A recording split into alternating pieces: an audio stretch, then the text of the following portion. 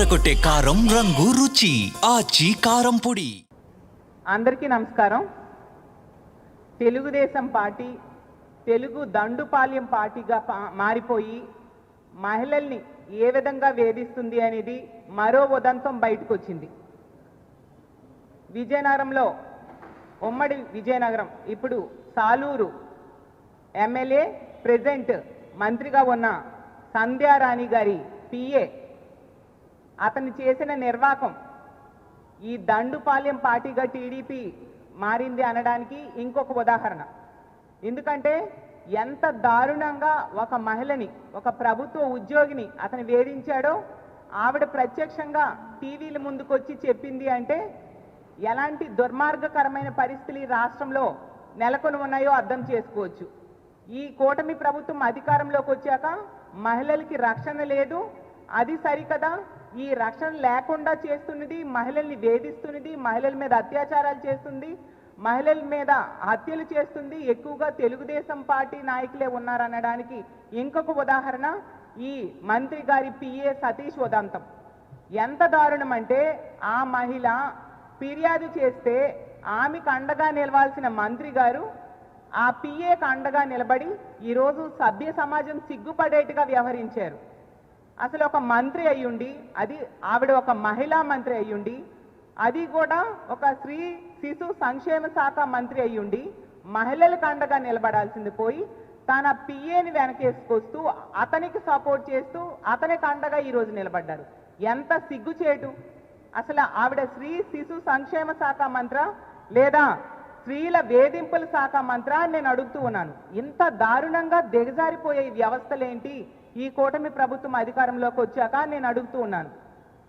ఆ అమ్మాయికి మంత్రి పిఏ పక్కలోకి రావాలని వేధించడమే కాకుండా ఆమె దగ్గర డబ్బులు తీసుకొని మళ్ళీ తిరిగి ఇమ్మని చెప్తే ఆమెకి లైంగికంగా వేధింపులు గురి చేయడమే కాకుండా తెలుగుదేశం పార్టీ నాయకులు పక్కల్లోకి కూడా రావాలనేసి ఆమె మీద ప్రెషర్ పెట్టడం ఎంతవరకు సమంజసం?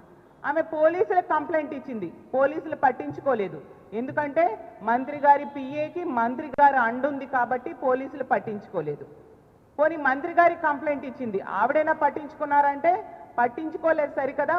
ఆమె మీద ఈ మహిళ మీద కక్ష సాధింపు ధోరణిగా వ్యవహరిస్తూ రూరల్ ప్రాంతానికి ట్రాన్స్ఫర్ చేసేయడం జరిగింది.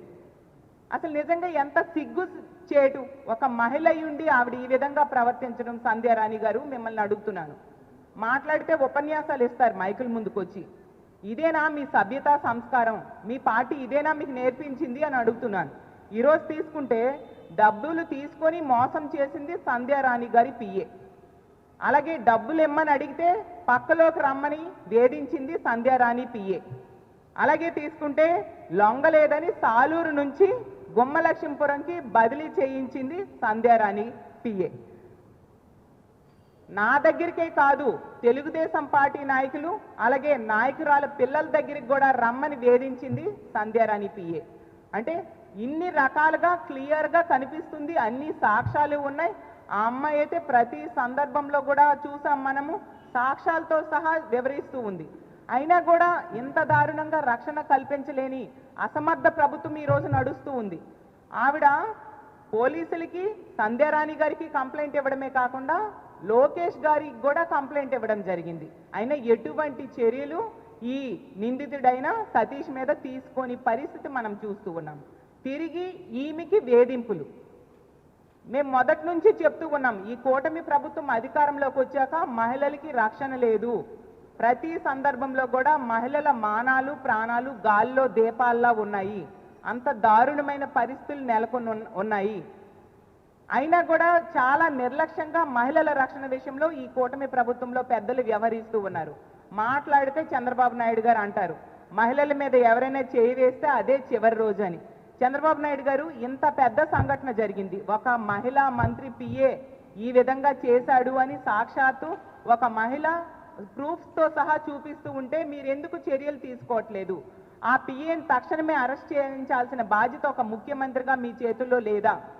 అలాగే ఇలాంటి తప్పుడు పని చేసిన వాడికి సపోర్ట్ చేసిన మంత్రిని బర్తరఫ్ చేయాల్సిందిగా ముఖ్యమంత్రి గారికి మేము కోరుతూ ఉన్నాము. అలాగే పవన్ కళ్యాణ్ గారు ఎందుకండి మీరు ప్రతి సందర్భంలో కూడా డైలాగులకే పరిమితం అవుతూ ఉన్నారు?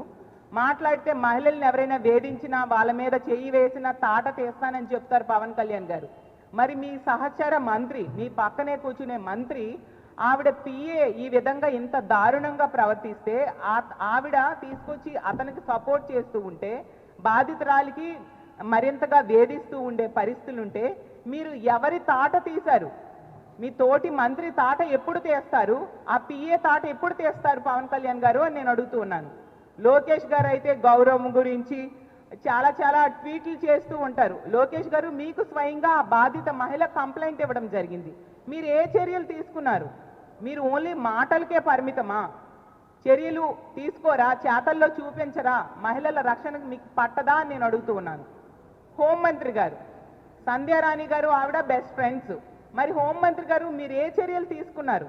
మీ తోటి మంత్రి పిఏ ఇంత దారుణంగా వ్యవహరించాడు. ఒక బాధిత మహిళ, ఒక ప్రభుత్వ ఉద్యోగి ఇలా పబ్లిక్లోకి వచ్చి తన బాధను చెప్పుకుంది, పోలీసులు కంప్లైంట్ తీసుకోలేదు, అలాగే మంత్రి గారికి కంప్లైంట్ ఇస్తే మరింత వేధింపులు ఎక్కువయ్యాయి, లోకేష్ గారి ఆఫీస్ కూడా కంప్లైంట్ ఇచ్చాము, ఎవరు చర్యలు తీసుకోవట్లేదు అని చెప్తూ ఉన్నారు కదా. మరి హోంమంత్రి గారు ఇన్ని ప్రెస్ స్టేట్మెంట్స్ ఇస్తారు, డైలాగ్స్ చెప్తూ ఉంటారు, మరి మీరు ఎందుకు ఈ విషయంలో చర్యలు తీసుకోలేదు హోంమంత్రి గారు అని నేను అడుగుతూ ఉన్నాను. అంటే మీరు ఓన్లీ మాటలకే తప్ప చేతల్లో మహిళల రక్షణ అనేది గాలికి వదిలేశారనేది మరొకసారి నిరూపించబడింది. తక్షణమే ఈ పిఏని అరెస్ట్ చేయాల్సిన బాధ్యత ముఖ్యమంత్రి గారి మీద, హోంమంత్రి గారి మీద ఉందని తెలియజేస్తూ ఉన్నాను. అలాగే ఈ మంత్రిని సంధ్యారాణి గారిని బర్తరఫ్ చేయాలి ముఖ్యమంత్రి గారు. అలాగే కేసు పెట్టినా కూడా కనీసం స్పందించకుండా, పట్టించుకోకుండా నిర్లక్ష్యంగా వ్యవహరించిన పోలీసుల్ని కూడా వెంటనే సస్పెండ్ చేయాల్సిన బాధ్యత ముఖ్యమంత్రి గారి మీద ఉంది. ఈ పిఏని అరెస్ట్ చేయడమే కాకుండా ఆ మహిళకు రక్షణ కల్పించాల్సిన బాధ్యత కూడా ప్రభుత్వం మీద ఉందని తెలియజేస్తూ ఉన్నాను.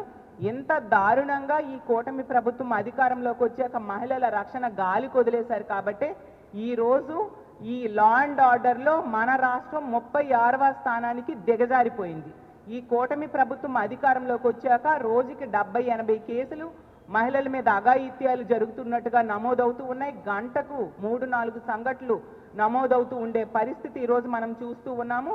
ఈ కూటమి ప్రభుత్వం అధికారంలోకి వచ్చాక ఈ 18 నెలల్లో తీసుకుంటే 4% ఓవరాల్ క్రైమ్ ఎగ్నెస్ట్ ఉమెన్ పెరిగింది. అలాగే మహిళల మీద రేపులు 9% పెరగడం జరిగింది.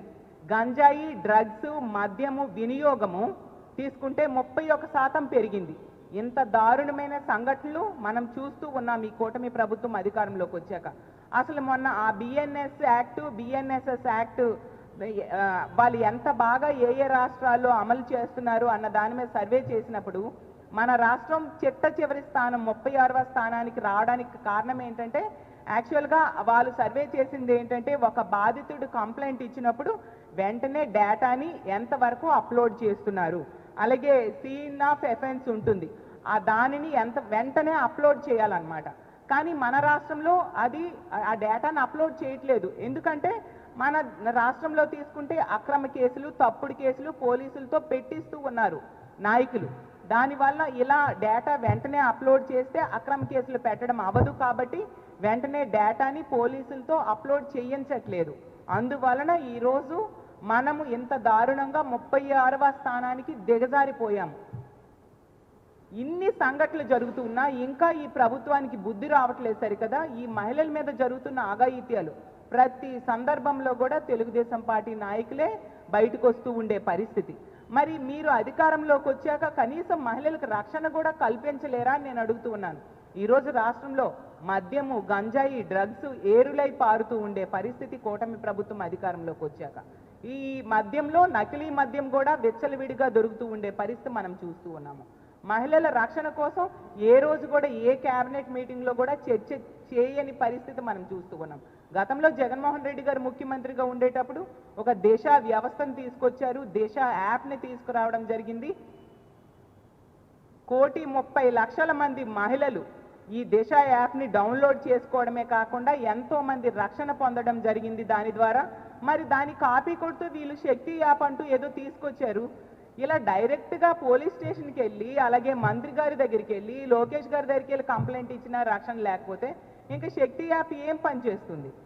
అదే జగనన్న టైంలో మా దిశ యాప్ ద్వారా ఎంతోమంది మహిళలు రక్షణ పొందడమే కాకుండా అసలు దిశ చట్టాన్ని ఇక్కడ అసెంబ్లీలో ఆమోదం చెందించి కేంద్రం దగ్గరికి పంపిస్తే అక్కడ పెండింగ్లో ఉన్న అందులో ఉన్న అంశాలన్నింటినీ కూడా ఈ రాష్ట్రంలో అమలయ్యేట్టుగా వ్యవస్థను తీసుకురావడమే కాకుండా ప్రతి నెల కూడా ఈ మహిళల రక్షణ కోసం జగనన్న మీటింగ్స్ పెట్టేవారు, అలాగే రివ్యూలు చేసేవారు, పోలీసులకి డైరెక్షన్స్ ఇచ్చేవారు. మహిళలకు రక్షణకు పెద్దపీట వేయడం జరిగింది. తన సొంత అన్న ముఖ్యమంత్రి అయితే ఎలా ఉంటుందో అంత చక్కటి రక్షణ ఈ రాష్ట్రంలో మహిళలు పొందేవారు జగనన్న ముఖ్యమంత్రిగా ఉండేటప్పుడు. ఈరోజు మహిళలకి ఇచ్చిన ఏ ఒక్క హామీ అమలు చేయలేదు సరికదా. మహిళల రక్షణ ఈ విధంగా గాలి కొదిలేసి వీళ్ళు ఈ విధంగా వ్యవహరించడం ఎంతవరకు సమంజసం? దీన్ని మేము తీవ్రంగా ఖండిస్తూ ఉన్నాము. ఆ బాధిత మహిళకు అండగా మా వైఎస్ఆర్ కాంగ్రెస్ పార్టీ ఉంటుంది. ఆ మహిళ రక్షణ కోసం ఖచ్చితంగా ప్రభుత్వం చర్యలు తీసుకోవాలి. ముఖ్యంగా ముఖ్యమంత్రి గారు ఈ సతీష్ అనే వ్యక్తిని తక్షణమే అరెస్ట్ చేసేట్టుగా ఆదేశాలు ఇవ్వాల్సిందిగా కోరుతున్నాను. మంత్రిని బర్తరఫ్ చేయాల్సిందిగా మేము డిమాండ్ చేస్తూ ఉన్నాము. ఎప్పటికైనా ఇలాంటి సిగ్గుచేటు పనులు మానుకొని మంత్రి గారు ఆ బాధితురాలకి రక్షణ కల్పించాల్సిందిగా డిమాండ్ చేస్తూ సెలవు తీసుకుంటున్నాను. ఖచ్చితంగా అండి. ఈ రాష్ట్రంలో ఎన్నో సంఘటనలు జరిగే ప్రతి సందర్భంలో కూడా మా జగన్మోహన్ రెడ్డి గారు వెళ్ళడము, మా పార్టీ నాయకులు మేమందరం కూడా వెళ్ళి ఆ కుటుంబానికి ధైర్యం చెప్పడము, తోచినంత ఆర్థిక సహాయం చేయడము ప్రతి సందర్భంలో జరుగుతుంది తప్ప ఏ సందర్భంలో కూడా ఈ గవర్నమెంట్ అనేది ఆ బాధిత కుటుంబానికి అండగా నిలబడినట్టుగా మనం ఎక్కడా కూడా చూడలేదు. ప్రతి సందర్భంలో కూడా జగనన్న వెళ్తే వెంటనే పరుగులు పెడుతూ మంత్రులు వెళ్ళడం తప్ప స్వతహాగా వాళ్ళంతటి వాళ్ళు ఏ కుటుంబానికి అండగా నిలబడలేదు. చాలా సందర్భాల్లో మేము వెళ్ళాము, ఆ మహిళలకు అండగా నిలబడ్డాము. ప్రతి సందర్భంలో కూడా ఆ బాధితురాలకు అండగా నిలబడమే కాకుండా అలాంటి తప్పుడు పని చేసిన వాడికి అతని మీద కేసు పెట్టేట్టుగా అలాగే అరెస్ట్ చేసేట్టుగా ప్రభుత్వం మీద ఒత్తిడి తీసుకొచ్చి చేసింది కూడా మా వైఎస్ఆర్ కాంగ్రెస్ పార్టీయే. ముందు నుంచి కూడా మా పార్టీ ఎప్పుడూని కూడా పేదల పక్షాన, ప్రజల పక్షాన, బాధితుల పక్షాన నిలబడే పార్టీ కాబట్టి మొదటి నుంచి కూడా జగనన్న ముఖ్యమంత్రిగా ఉండేప్పుడు ఇప్పుడు కూడా మహిళలకి రక్షణగా ఉంటూ వాళ్ళకు అండగా ఉంటూ ముందుకు వెళ్తూ ఉన్నామని తెలియజేస్తున్నాను.